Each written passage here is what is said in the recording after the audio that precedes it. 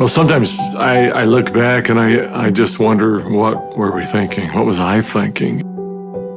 We went for a long, long period of time with no resources. And when I mean no resources, I mean no resources. People told us we were crazy to go all in. You know, is this really going to work? I think some of the most beautiful things can emerge through trial and through difficult times. I had been a physician for a long period of time, and I'd had a patient who came to see me, and they would ask me, Dr. Hill, what do you think about the essential oils? And I made the mistake one time of saying, I think that's one of the craziest things I've ever heard. She looked me right in the eye and she said, I am so disappointed to hear that, because that's done more for me than you or any of your colleagues or anyone has ever done for me. And it intrigued me. And over time, I became more intrigued. I became involved with essential oils. And now for the last several decades, this is all that I have focused on and all that I have done. I remember when I first came into the essential oil industry, I thought they were voodoo oils. I thought they were really, really strange. It wasn't long before I started using oils on my kids, and I was amazed at what I was able to do and how it empowered me as a mom to take charge of my family's healthcare. So I was a huge skeptic. Parents were educators. My father was a professor of physics. So I just wasn't raised with anything but allopathic Western medicine. I learned over the years how effective they were and can be, especially if they're pure. When you make a claim that your product is 100% pure and you don't know that it's 100% pure, that's an integrity problem. I sort of made this conscientious decision. You have to, as a human, recognize that you have an obligation to help and to serve other people. After working 10 years in the essential oil industry, I found myself leaving for integrity purposes, because I knew that essential oils had to be pure. The desire of my heart was just to go home and raise my children. I've tried all the essential oils out there. There's nothing that meets the quality standards our family needs to use for our health care. And it was in that moment that I knew, stop thinking with your head and start thinking with your heart. It all came together, and I had such a grand vision of going out and finding the world's most pure, most potent essential oils and educating mothers like me how to take charge of their health care. So it was in that moment, before fear took over, that I picked up the phone and I called Dave. And Emily Wright called me at the time and just said, what if we could go out and source the most pure essential oils on the planet and bring them to the world in a mainstream fashion? And he got really emotional. And Dave doesn't get emotional. And actually it was that right then and there. That was the genesis for me. And I just kind of felt strongly like, yeah, we're going to start a company. So I hung up the phone with Dave. I picked up the phone and I called Dr. Hill. And as I called him, I still remember he kind of giggled. And I said, Doc, this isn't funny. I'm serious about this. What if we could go out and find these pure oils like we've always wanted to do? And what if we could educate people to really understand the power behind these oils? And he said, no, Emily, I'm not laughing because I think your idea is crazy. I'm laughing because I was just getting ready to call you and ask you the very same question.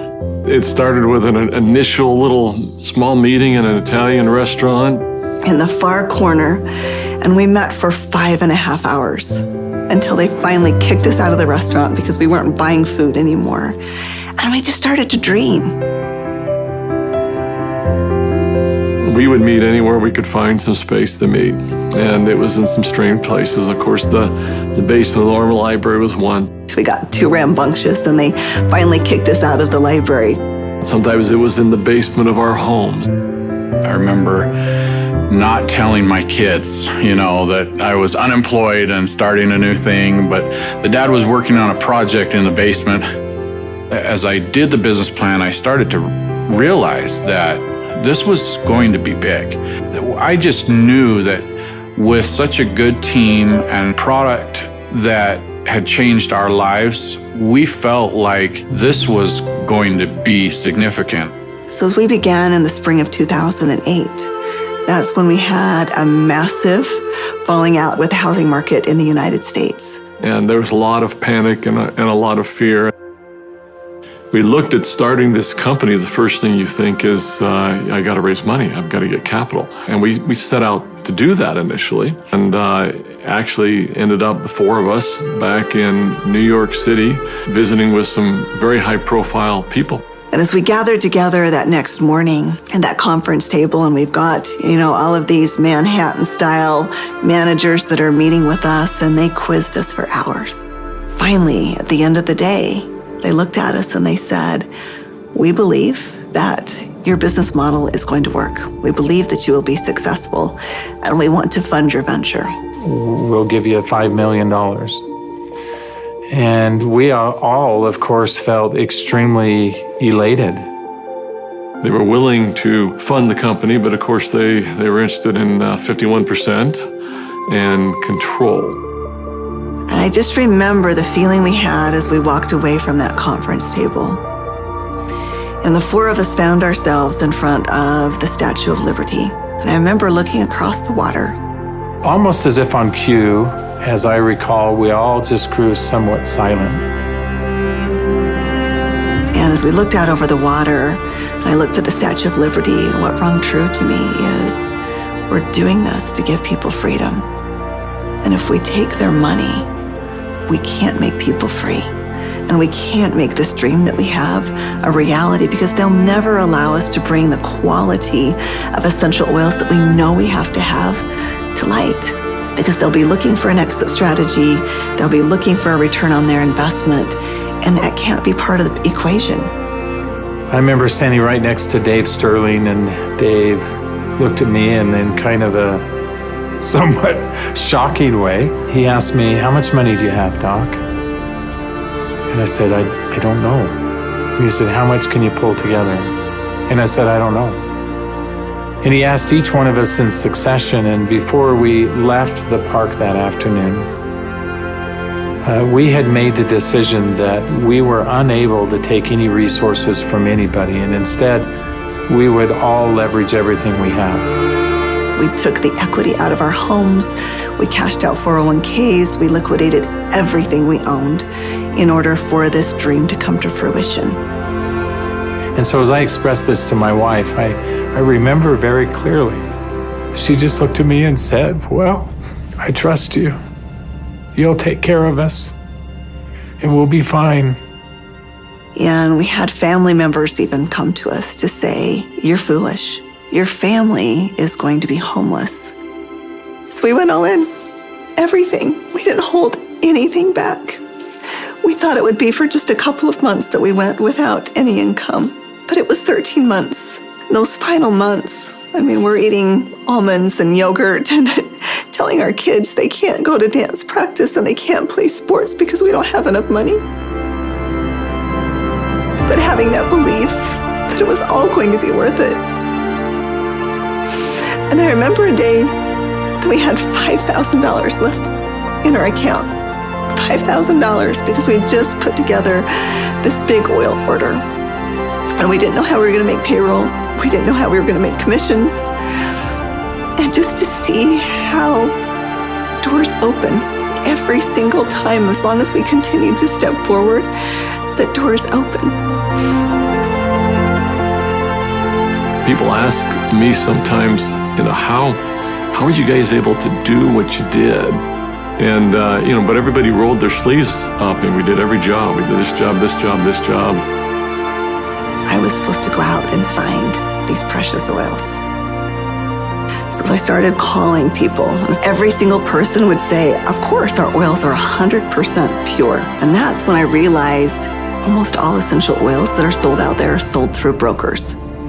These brokers were very smart people, often having very sophisticated labs, and the oils were almost always changed. Most were not pure, most were synthetically created. I had probably 100+ different samples that had been sent to my home. And every time we would meet, Dave, Dr. Hill would say, Emily, have you found the oils yet? I'd have to say, not yet. Like, are we going down the right path? Is this really what we're supposed to do? And I remember one beautiful day, I opened up my doorstep and 5 oils showed up all in the same day. It was frankincense, lavender, tea tree, lemon, and peppermint. As I smelled these bottles, I called up Dave and I called up Dr. Hill and I said, I found the oils. I brought my camera because that was going to be a moment that I wanted to capture. And we pulled the lid off and smelled it. We were confident that these were the purest oils on the planet. I remember that first discussion we had. We talked about the culture of the company. What type of soul do we want Doterra to have? And we realized that these oils are experiential. And we realized it had to be a person-to-person model. We had to bring people together. We've got to have a culture of giving back. We have to have a culture of caring. Locking arms with the people who are putting the seeds in the ground, who are harvesting these products. It's making sure that their needs are met. As I look back on it today with Doterra, it's overwhelming to me to see the impact it is around the world. There's a lot of sacrifice, but again, those are days we look back on, with some pride. Sacrifice is a really important piece. Today, we've empowered nearly 8 million families all around the globe.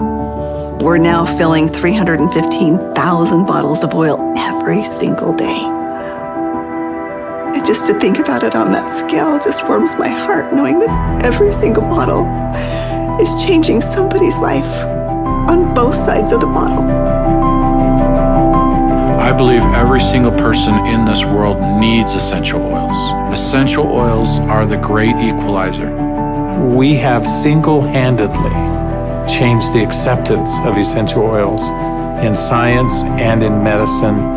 We are so committed to this work. We are so humbled to be stewards of what nature has created so perfectly for us. And we're so grateful for all of our amazing employees, for all of our amazing wellness advocates, for all of our amazing customers all around the world. We haven't changed in our mission. We haven't changed in our purpose. We're still true to those things that very early on were important. If doing the right thing was important then, doing the right thing is important now. If helping and giving service to other people was important then, it's important now. If sourcing oils differently and doing what had not been done before was important then, it's important now. We feel like, as crazy as it sounds, we're still just beginning.